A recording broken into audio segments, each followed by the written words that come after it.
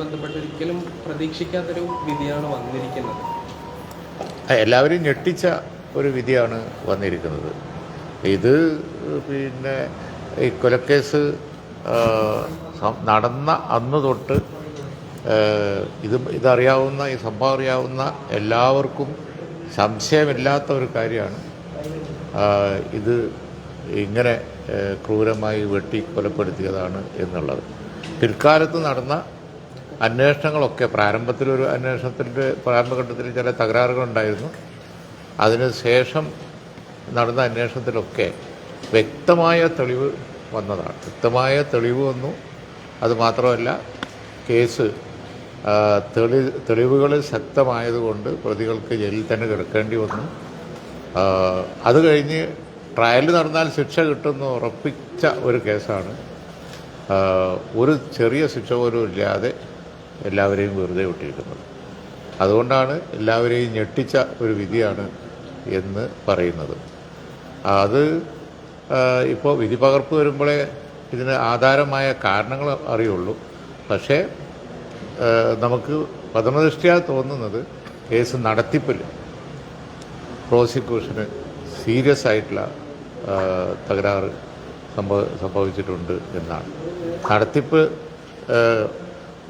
അത് പറയപ്പെടുന്നത് പ്രതികളുമായി ഒത്തുകളിച്ചു എന്നുവരെ ആരോപണമുണ്ട്.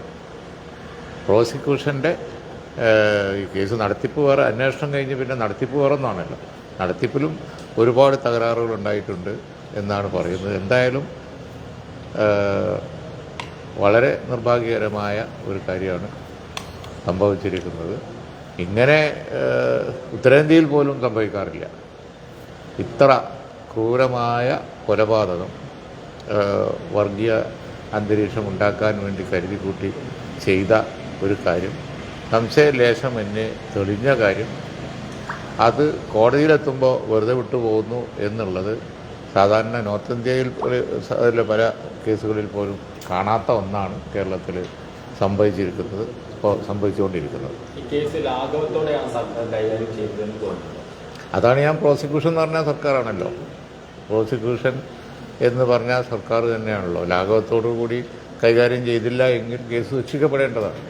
പ്രതിപക്ഷ നേതാവൊക്കെ ആരോപിക്കുന്ന ഒരു കാര്യം, നേരത്തെ CPM RS തമ്മിലൊരു ബാന്ധവം ഉണ്ടായിരുന്നു. അത്തരത്തിലുള്ള ബാന്ധവത്തിന്റെ കൂടി ഭാഗമായിട്ടാണ് ഇങ്ങനൊരു വിധിയിലേക്ക് പ്രോസിക്യൂഷന് ഒത്തുകളിച്ചത് ആരോപണം. അങ്ങനെ ഒരു ബാന്ധവം അല്ല.